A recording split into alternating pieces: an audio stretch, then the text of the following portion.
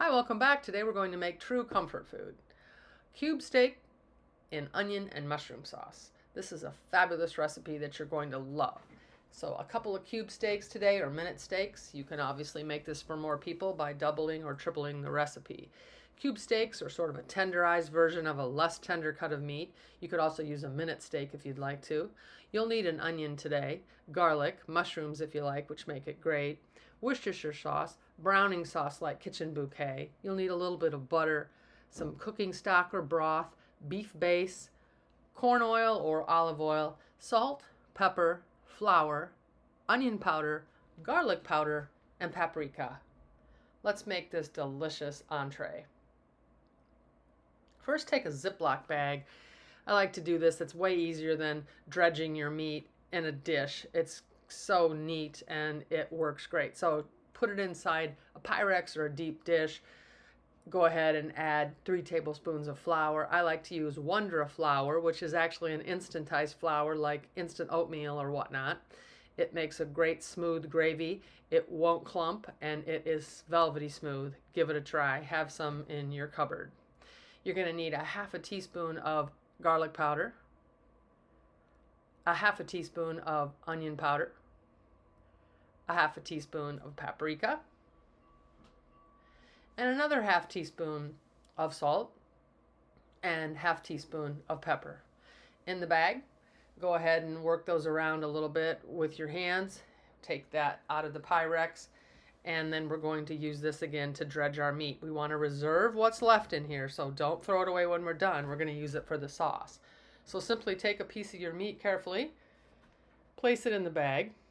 You can either zip it or just fold it over, and gently pat and coat each piece of meat with the flavored flour mixture.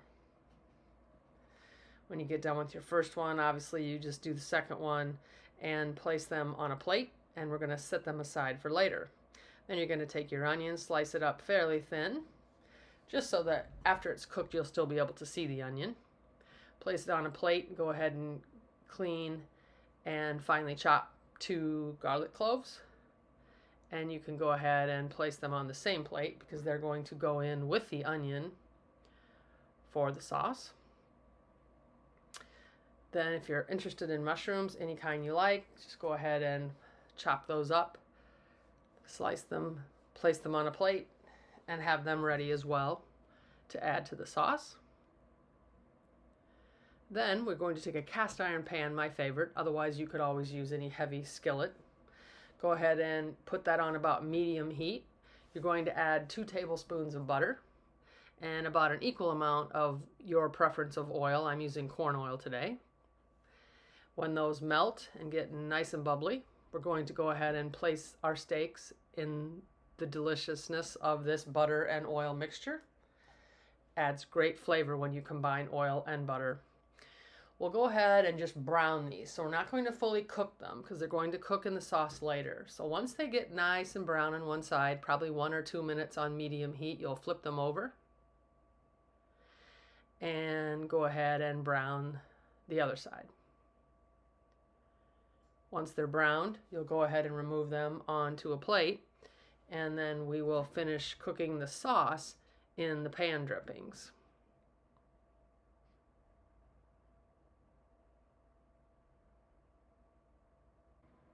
Okay, then go ahead and add your delicious onion and garlic to the pan drippings and on medium. Continue to stir well so not to burn the garlic. We don't want it to taste bitter. After a minute or 2, you can go ahead and add the mushrooms. They will add some moisture, and continue stirring, and then add the remaining flour dredge mixture that you had left in the bag. This is going to thicken our sauce a bit. You'll want to stir that a little bit so that we can get rid of any of the flour taste that's left over. Then you'll be adding 1½ cups of the beef stock, a half a teaspoon of bullion or base or a beef cube, whichever you want, beef bouillon cube. Make sure that gets nice and melted in and distributed in your sauce.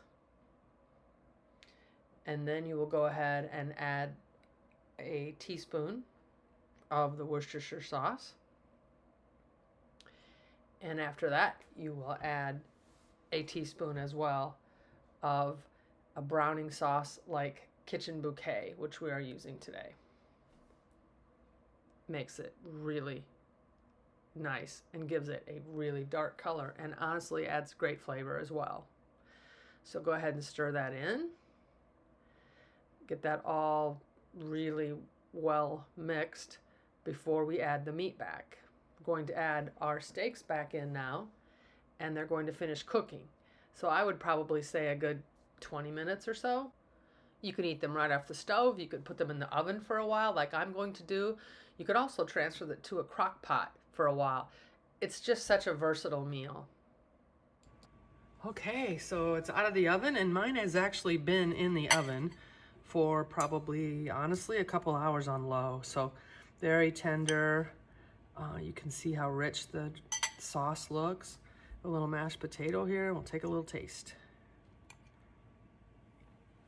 That is true comfort food. Enjoy.